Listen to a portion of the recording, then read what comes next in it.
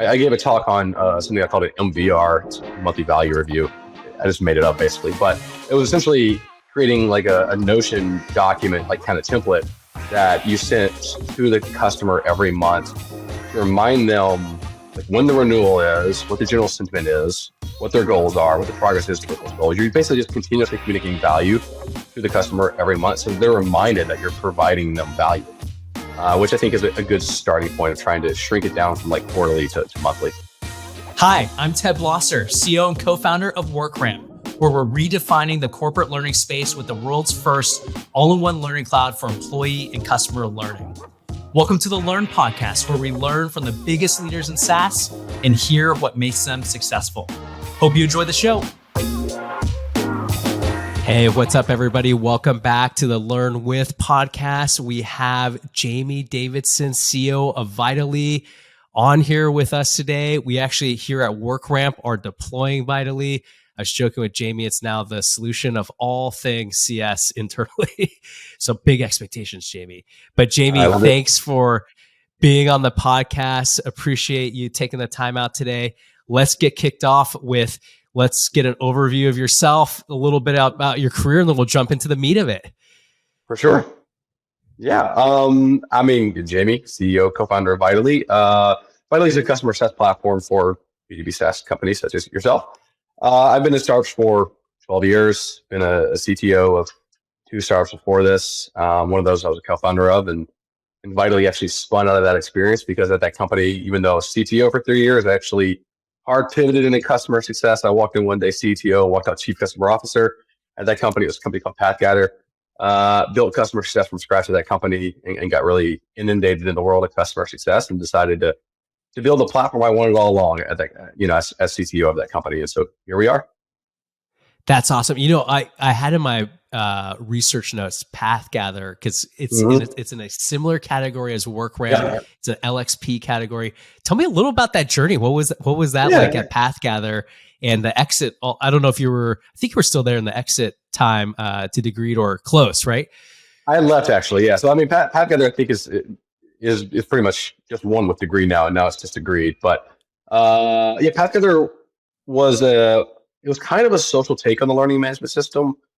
We got started right at the sort of like when MOOCs were exploding, like Coursera, edX, all these like companies were getting, huge, and education online was becoming very popular. And we were looking to kind of bring that world and that passion into the corporate world, where historically it's been really training and like regulation focused. We were wanting to bring more of a continuous education spin on professional education. And so, we built kind of a platform that layered on top of your traditional LMS and brought you content from Coursera, from edX, from those third-party providers into one place. But I left in right at the end of 2016. And I think the acquisition was like the early summer of 2017. So it was after I'd actually left. Cool. Well, I'm glad you landed at Vitally and started Vitally. And what I was thinking we could do today is actually, I think a lot of customers look to you and your platform and your team for best practices on the customer journey. So what I'd love to do today is actually walk through the customer journey and talk about each key portion and get your opinions on each. What are the best practices around each? Do you have any strong opinions that maybe go against the grain? So anything you want to bring up here would be great. And so I thought the first part of the journey we could start on is around onboarding. So tell us a little bit more around your opinions on customer onboarding, best practices, whatever you want to actually start with there. Yeah. I think it's increasing popularity that teams are having dedicated individuals handle onboarding and then the ongoing relationship post onboarding. So you have like an implementation specialist or a solution architect handle the onboarding side of it, and then a CSM handle, post onboarding, which I think makes sense. If you can find people to do it all, that's great, but it's increasingly rare, I think. The two most important things I think to get right in the onboarding process is what are the customer's goals, and ensuring that you want to have recommendations on sometimes what their goals should be, but also, of course, listen to them what their goals are. You have an understanding on how to measure and track those goals, how to understand their progress, how to report that progress to the customer. And then the other side of it is just getting the relationship right from the beginning. You want your relationship with your customer, I think, to be as authentic as possible, or organic as possible, not to come across like this transactional sort of thing, because you want the customer to feel very comfortable to tell you anything and everything. Like if they're thinking of leaving the company, you want them to tell you that, so that you can prepare for that. If you think that there's budget cuts coming, you want them to tell you that. And if it's kind of transactional in nature, if it's a little less authentic, you're not going to get those kind of insider tips if they do come about. And so you want to kind of feel like you're at drinks at a bar kind of relationship. And so just be yourself, be authentic, treat your customers as if like they're again they're at the bar and getting a drink with you, and that starts during the onboarding process. That's so key. Actually, I have this joke with our sales team. If you move with a prospect over to text, you increase your win rate tenfold. Yeah. Yep. Do you have any tips? And it's hard to coach this, right? We're a training company. It's hard to coach how to build that rapport. Yeah. Do you have any tips on how to do that? Do you do that with your, I don't know if at Vitally, for example, you use implementation managers or if it's more full stack. Any tips on building rapport with customers early on in that cycle? And also when you change hands, I'm assuming you change hands at some point. How do you continue that rapport building? Well, I mean, you got to hire people that are that way, because I do think there are people that approach their job in a more sort of like, I have my work persona and then I have my other, like my actual persona.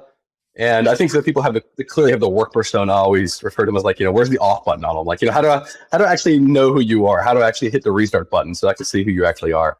And so I think you want to hire people that are just very authentic in the interview process, that come across as like an authentic, their authentic selves.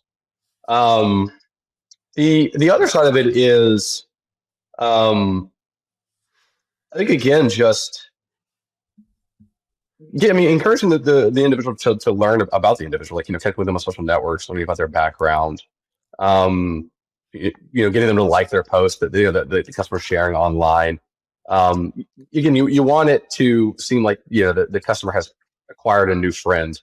And so going the extra mile to show that sort of not only support, because now you're paying, the vendor, you're actually getting a, financial sort of benefit from the relationship. But doing the extra mile to showcase like that support outside of that financial relationship, I think goes a long way. It's a great soundbite. You want customers to feel like they acquired a new friend. It's actually great you screen for that. Think about when you're screening, you don't want to look for, let's call it someone who's very process oriented, is great at the implementation role, but they also are very genuine, likable, can build relationships too. That's key. Yeah. I mean, empathy is everything in customer success. And I think there are people that have genuine empathy and people that can try to force empathy. And I think it's easy to sense the forced empathy. And so people that have genuine empathy for the customer goes a long way to building that relationship. Let's move to the next phase of the customer life cycle. Sure. So, and we even see this in NPS scores, right? During the honeymoon phase, they're great. Mm-hmm. Customers love you. They just bought the platform. Like I was just gushing, for example, buying Vitally. So excited. You have great expectations. You're in implementation. And I think regardless of what service or offering you have, you then end up in what I call the messy middle. Which is like, okay, you're kind of in the slog of the relationship. That's when things get difficult. In this environment, you might have layoffs, shifting roles and titles. So tell us your best practices around this messy middle. And then also, what's the setup you like to suggest in this messy middle? Account management, CSMs, COMs, client outcomes managers like Gainsight does. We do that too. So give us your take on this messy middle. Yeah, well, I think you've done a good job of taking the first step in avoiding the messy middle and acknowledging the fact that it's typically messy. I think a lot of people will only see that after the fact. So if you head into it thinking, okay, the middle is the toughest part, hopefully you can get ahead of it. I think the middle is typically the messiest because humans naturally get complacent. Like you want to make a good first impression. So you invest in the implementation, you invest in that initial relationship. And then once you've kind of checked that box off and the renewal is now like 9 months out, it's easy to get complacent and kind of fall asleep at the wheel. And so making sure that you have a recurring process in place where you're continuously revisiting the customer's goals, you're continuously communicating progress, you're checking on whether goals have changed, whether, maybe you need to recommend new goals. you need to just really not fall asleep at the wheel, stay on the ball, and ensure that like progress is continuously made, and really that the goalpost continuously moves. Because if you do kind of check one box off and you don't have other ones to check, then you're naturally going to likely get complacent. And one thing, I actually gave a talk a few months back on like QBRs, or actually we call it like killing the QBR, because a QBR is typically yeah, well, it's a common thing that people do to try to avoid the messy middle, right? It's a recurring touch point with the customer.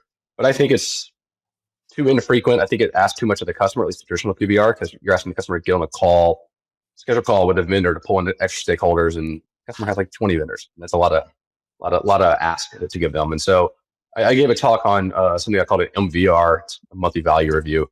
I just made it up basically, but it was essentially creating like a Notion document, like kind of template that you sent to the customer every month to remind them like when the renewal is, what the general sentiment is, what their goals are, what the progress is towards those goals. You're basically just continuously communicating value to the customer every month, so they're reminded that you're providing them value, which I think is a good starting point of trying to shrink it down from like quarterly to monthly.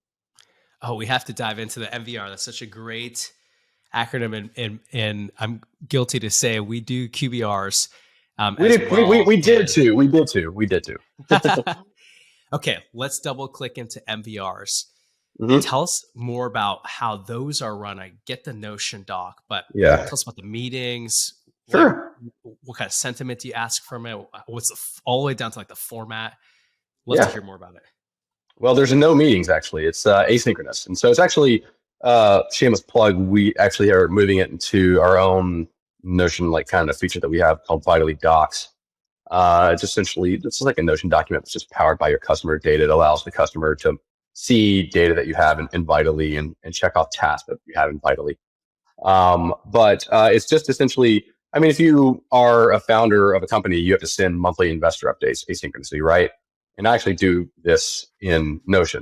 And it's kind of that thought process, but with the customer. You're sending a recurring monthly update that is collaborative. The customer can go in there, they can make comments, they can fill out surveys that are maybe embedded in the document.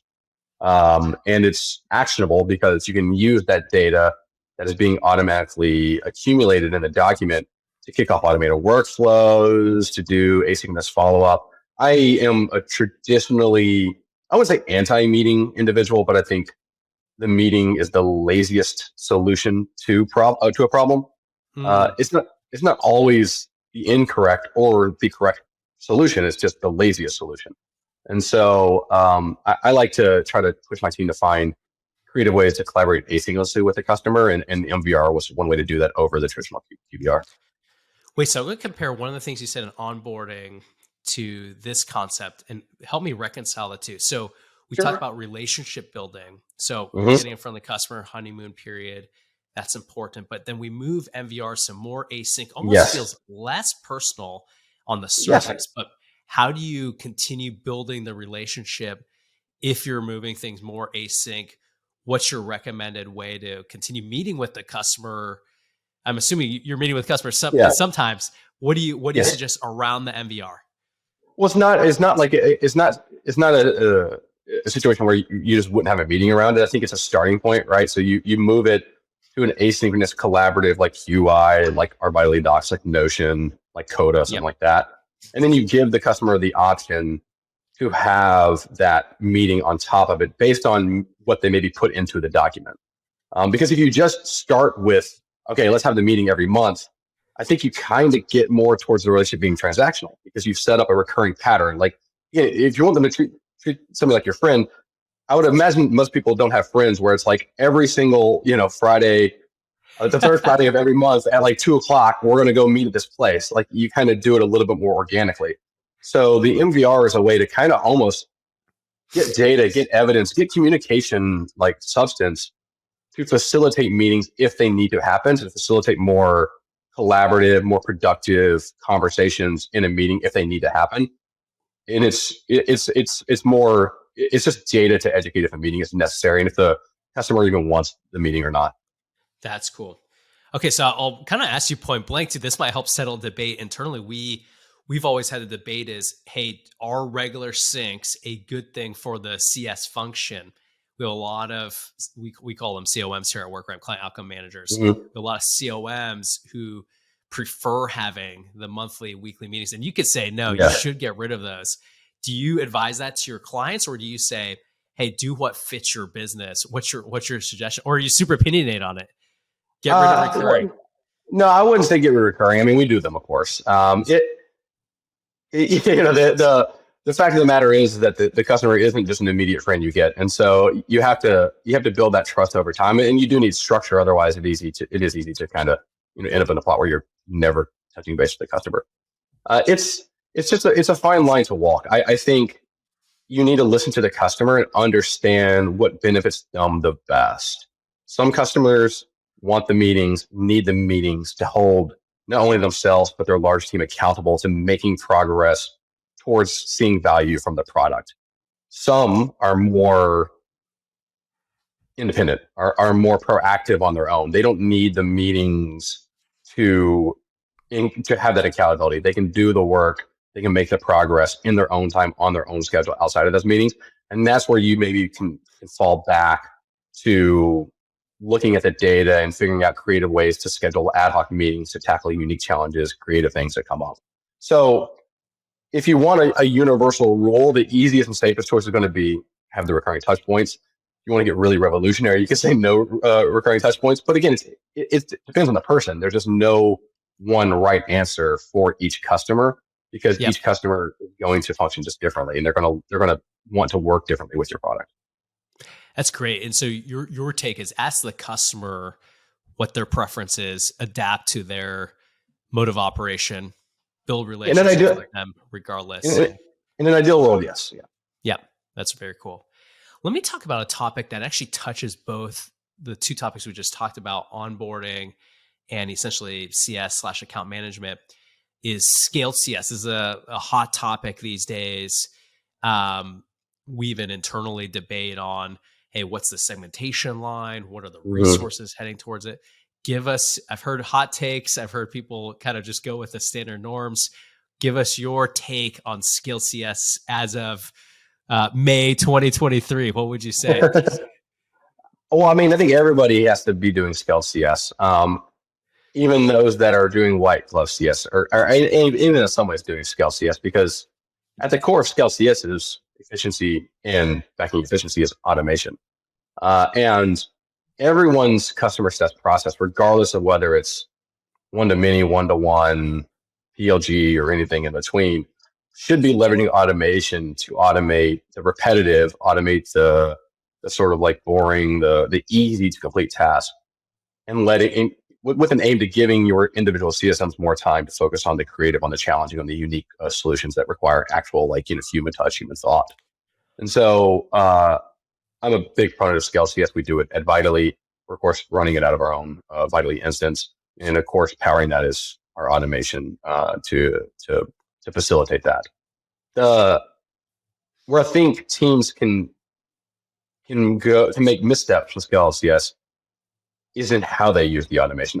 I like to look at automation, and the way that we do it with scale CS is personalized automation. And the opposite side of that is robotic automation. And so if the automation is robotic, for example, I actually got an email literally today from one of our vendors that we use. I'm not going to name them, but it came from a generic email address at the company. It clearly wasn't an individual. It was a polished HTML email, but in it was talking about setting up a strategic session with the team. And my thought was automatically archived. So I went into my promotions or updates folder. And we all have had bad experiences with bad automation, bad, automated support, or bad automated customer success. And so if we think that what we're getting, the prompts we're getting to schedule the meetings are from a robot or from some automated system, we're not really incentivized to engage with it, because we think we're going to go down a frustrating, process that is not going to be efficient, and that's going to give us generic sort of input or outcomes. And so thinking about it is how do you personalize your automation? How do you make it seem like it's one individual? You're just facilitating the sort of repetitive, the standard things they need to be doing. I don't know. I think I guess that's all I got for now. when you're actually, I love that example. I remember in our early days of we use a VIP Slack channel, the only way we could kind of hack it, we were kind of on the earlier side of leveraging it for support, but we couldn't figure out how to personalize Slack and actually have people rotate in. And so we had to essentially use a shared account. And people hated it. It's like, I want to talk to a real person, not your logo. Right. But that's an immediate kind of visceral reaction you have, is like, I do not want to talk to a logo. I want to talk to Sarah at WorkRamp. I want to figure out my problem here. But you're spot on with that. You can make them a fake employee, which I've seen companies do. And I actually don't. I think it's like a fine idea. Like, have it be an actual, like, essentially by the back end, but have it as like Sarah at WorkRamp.com. Even though if there's a Sarah at WorkRamp.com, it'll at the very least, I think, increase reply rates to whatever you're trying to get the customer to do. I use my wife's avatar, I think, on our website for the first 5 years of the company, just as our fake bot there. She let me borrow her face for our website. Let me ask you about pitfalls of scaled CS. Sure. Have you seen it go wrong? And here's like an example. Have you seen people make the segment too big or understaff it? Like, what are the biggest pitfalls of scaled CS you see? Because on paper it sounds great. Boards would love it. It reduces your costs. What's like a big pitfall outside of the personalization?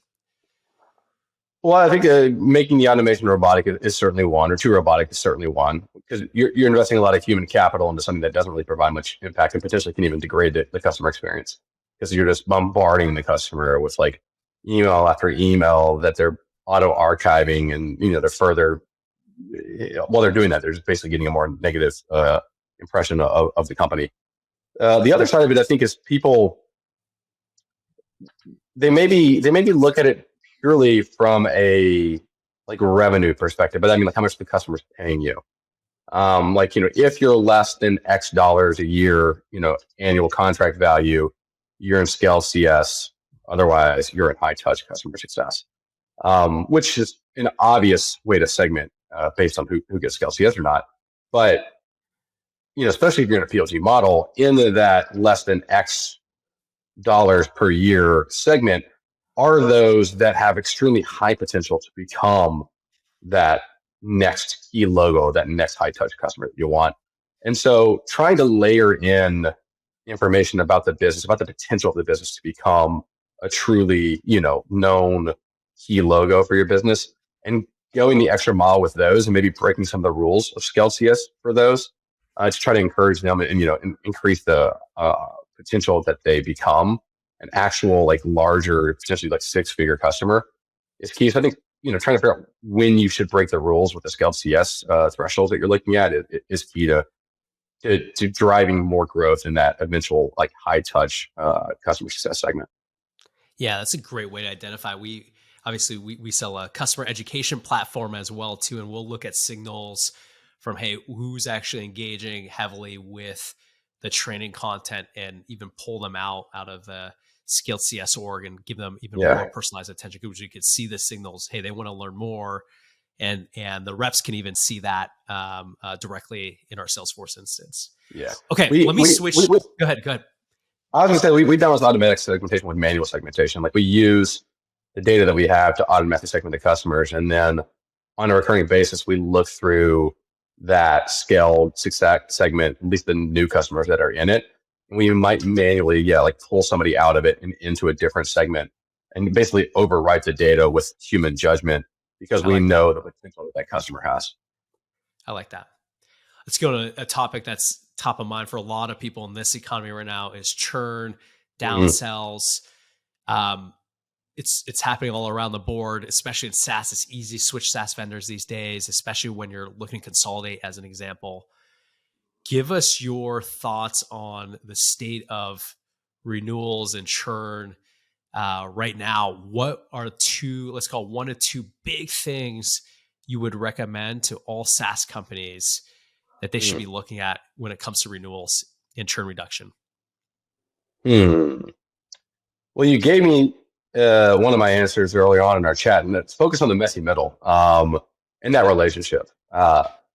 I've seen so many customer success teams, kick off the relationship right, sleep in the middle, and then wait for the renewal to come about.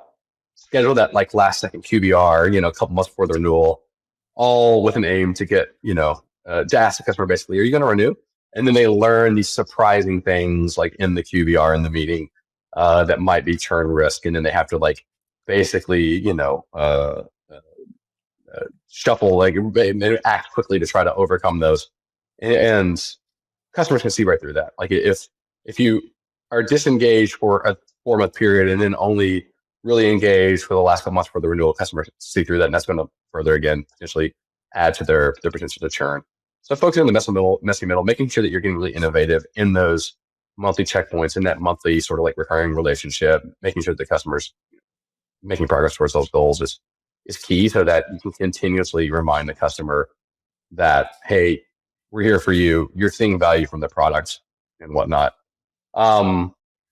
The other side of it, I think, is, and this is not something all customer success teams have control over, but I think now's the time just to get creative with pricing, especially if the churn is potentially economic related.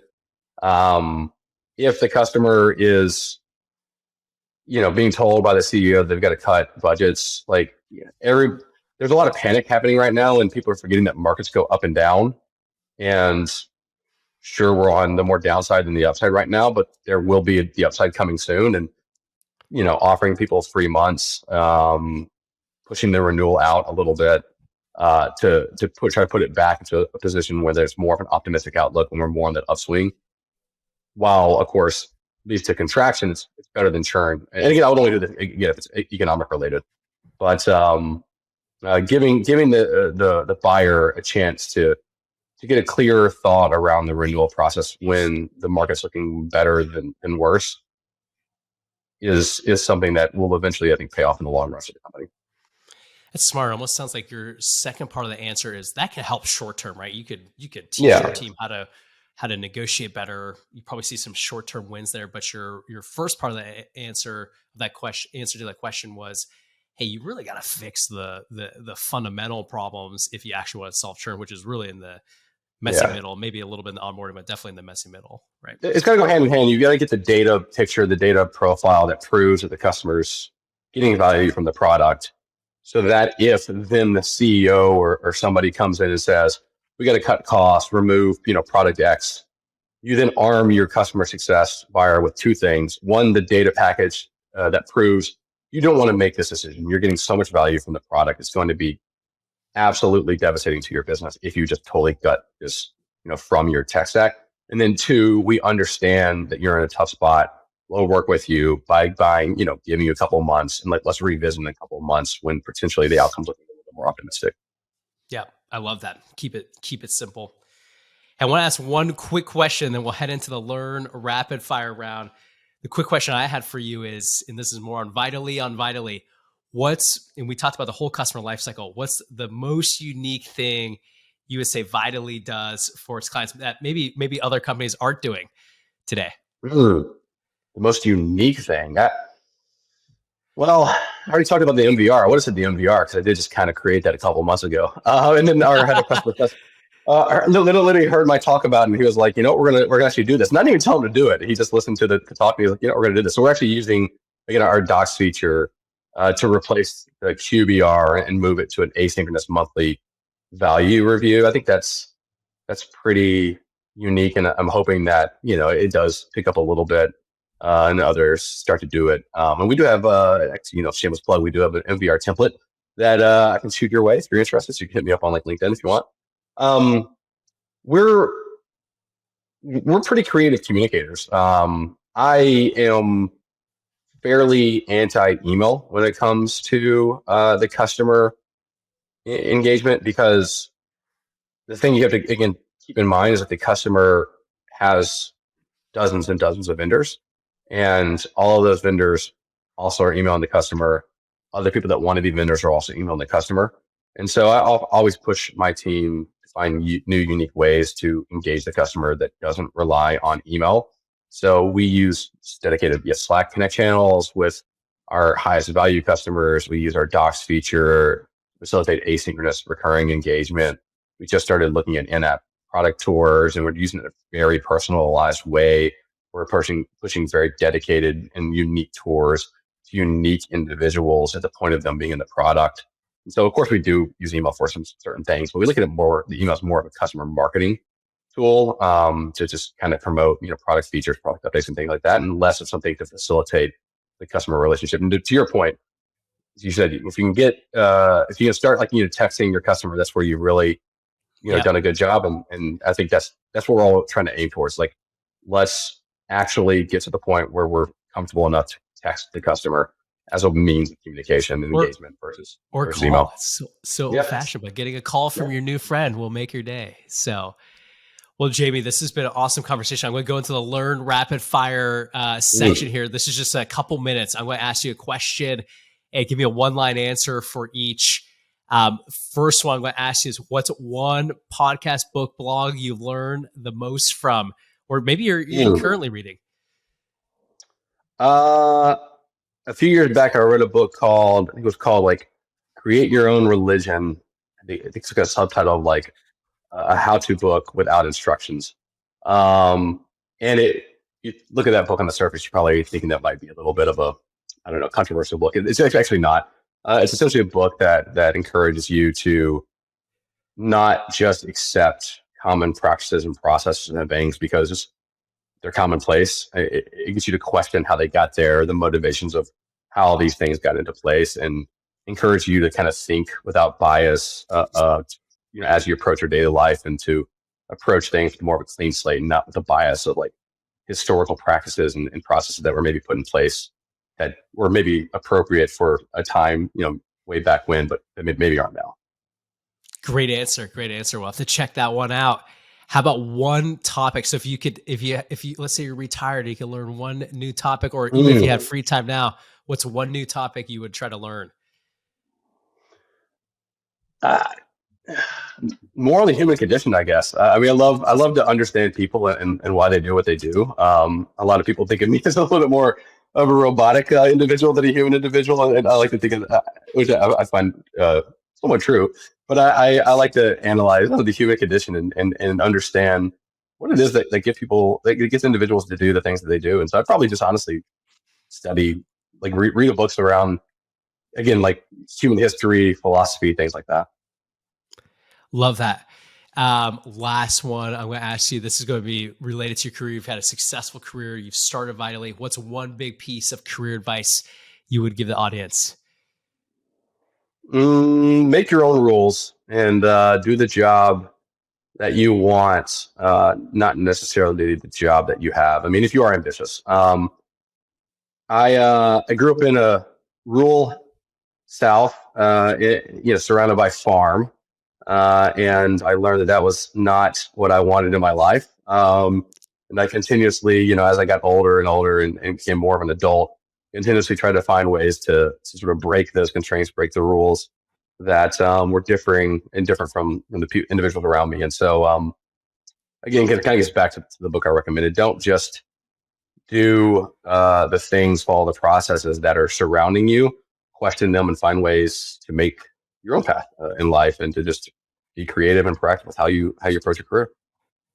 Hey, and that's why you're in New York City now, doing the exact opposite of being surrounded by farmland.